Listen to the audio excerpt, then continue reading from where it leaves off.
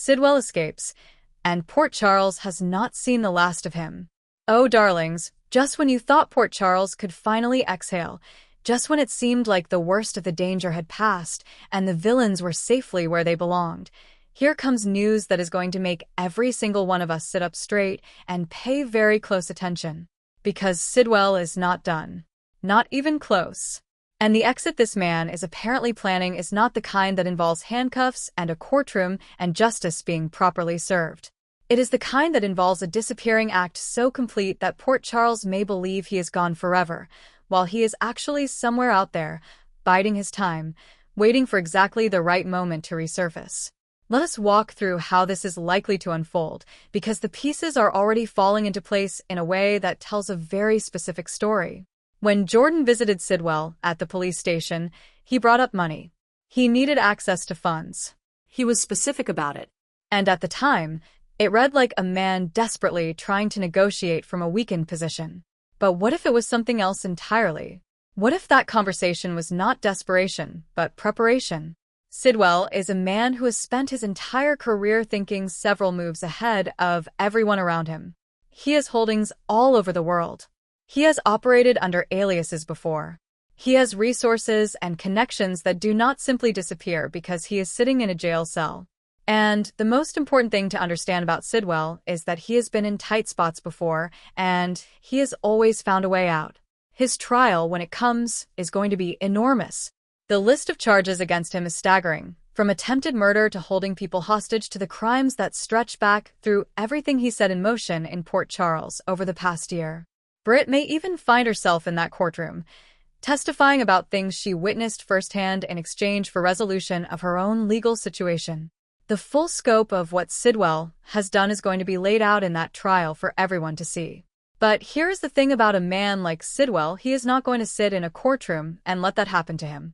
He is going to find a way out before it gets that far. Whether it happens during a transfer, whether it involves people still loyal to him who have been quietly waiting for the right moment, whether it requires someone else to pay a very steep and terrible price in his place, Sidwell will disappear. And the official story will say he is gone. But like the show itself tells us, like a bad penny, Sidwell will show up again when you least expect it. And when he does, Port Charles had better be ready. Rick plays dirty, and Curtis' past is about to become a weapon. Now, darlings, let us talk about something that is going to get very uncomfortable very quickly, because Rick has taken Isaiah's civil case against Curtis. And Rick, being Rick, is not going to fight this battle with one hand tied behind his back. He is going to dig. He is going to find every piece of Curtis's history that can be shaped into a narrative, and he is going to use all of it. Let us be clear, Rick is a brilliant legal mind.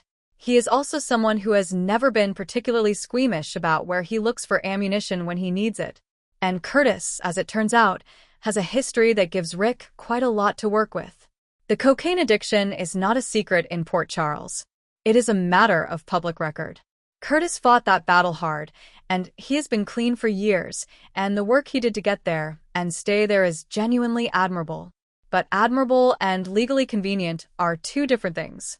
Because Rick is going to take that history and build an argument around it. He is going to find studies. He is going to cite patterns. He is going to stand in a courtroom and paint a picture of a man whose past struggles with addiction are directly connected to the explosive, violent reaction he had when he saw Isaiah with Portia. And then there is the Drew situation. The one that Curtis would very much prefer nobody ever looked at too closely. The moment when Curtis, in a very dark place, for reasons that were emotionally understandable even if the action itself was not, began exploring the possibility of having Drew removed from the picture entirely. He stopped himself. He did not go through with it. The payment was never sent. But the intent existed. And intent, in the hands of someone like Rick who has connections to exactly the right people, can surface at the worst possible moment. Curtis is going to need everything Martin has to offer to navigate what Rick is about to throw at him. And even with Martin in his corner, this case is going to get very messy before it gets anywhere near resolved. The decision to reject the plea deal was brave, but brave and wise do not always mean the same thing. And Curtis is about to find out exactly how much his past can be weaponized by someone with the skill and the motivation to use it. Friday explodes, Chase corners Brooklyn, Lulu unleashes on Carly, and Britt gets a lifeline. And now, darlings, we arrive at the end of the week. And what a week it has been. Because Friday in Port Charles is not going gentle into that weekend.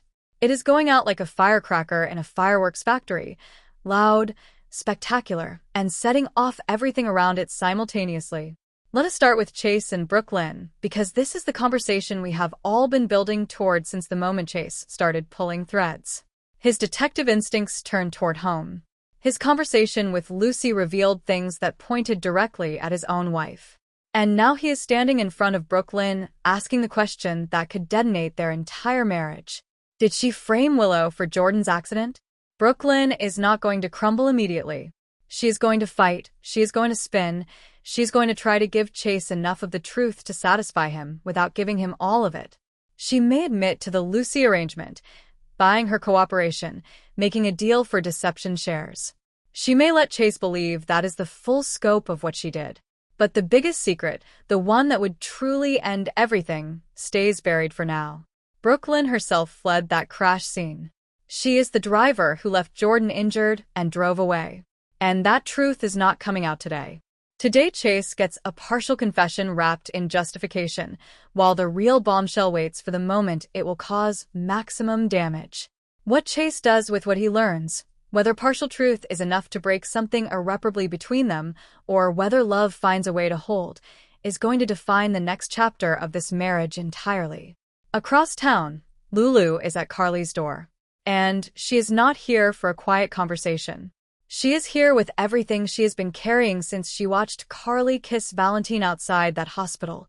The fury, the hurt, the betrayal of finding out that her daughter was brought to Carly's house as cover for a fugitive her mother was hiding.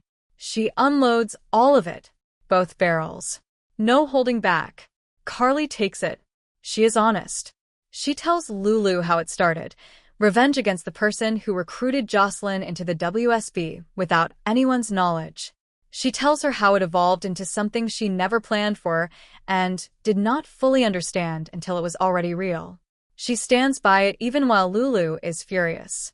She stands by Valentine. She stands by what they have built, even knowing that Lulu is not going to find any of that comforting. The bond between these two women, complicated and close and genuinely important to both of them, is going to take damage from this conversation that may take a long time to repair. And Carly is going to have to live with that. Meanwhile, Anna is managing two things simultaneously. Liesl at her door asking for help clearing Cassius's name, and the voice in her head that has been getting harder and harder to ignore. She pushes Liesl for proof before she will agree to anything. She cannot operate on feeling and loyalty alone. She needs facts. And the facts she has access to right now are filtered through months of psychological damage that she has not fully processed. But Valentine may arrive. And that arrival, that particular combination of the one person who knows Anna best showing up at exactly the moment she needs steadiness most, is the reunion that spoilers have been teasing. Whether it is a romantic reunion or something deeper and more complicated than a simple label, seeing these two people together in that moment is going to mean something significant. And Carly, learning about it afterward, is going to have very complicated feelings about it. And then there is Britt, sitting in that cell, drowning in the weight of everything she has been processing, the fake diagnosis, Marco's death, all of it. Wrapped in the particular misery of understanding that so much of the pain around her was built on lies she was forced to participate in.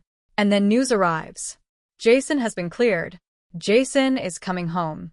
That news hits Britt like a wave. Because whatever complicated feelings exist between them, whatever is about to surface around what she knew and did not say, Jason coming back means something specific to Britt that goes beyond their history. It means the person who has always represented a certain kind of anchor in her most chaotic moments is returning to the same city. Whether that is a lifeline or the beginning of another difficult conversation, probably both, Britt holds on to it anyway. Because in a week that has taken almost everything, one piece of genuinely good news is not nothing. It is actually everything. And then there is Elizabeth, walking into Willow's house, finding Jack standing there with a calm he should not have, and voicing a theory out loud that stops everyone in that room cold. Drew's condition and what happened to Jack may be connected. The medicine does not match the story. And the implications of that theory, if Elizabeth is right, reach into corners of this situation that nobody in that room is ready to have exposed. Nobody breathes easily after that. Port Charles ended this week shattered in the most glorious possible way, darlings. Marriages cracking. Cousins colliding. A woman in a jail cell clinging to the best news she has heard in months. And a nurse in a living room dropping a theory that changes the shape of everything. This is what we live for. This is the show that has owned our hearts for as long as most of us can remember. And this summer, this extraordinary, generous, absolutely electric summer, is reminding us exactly why.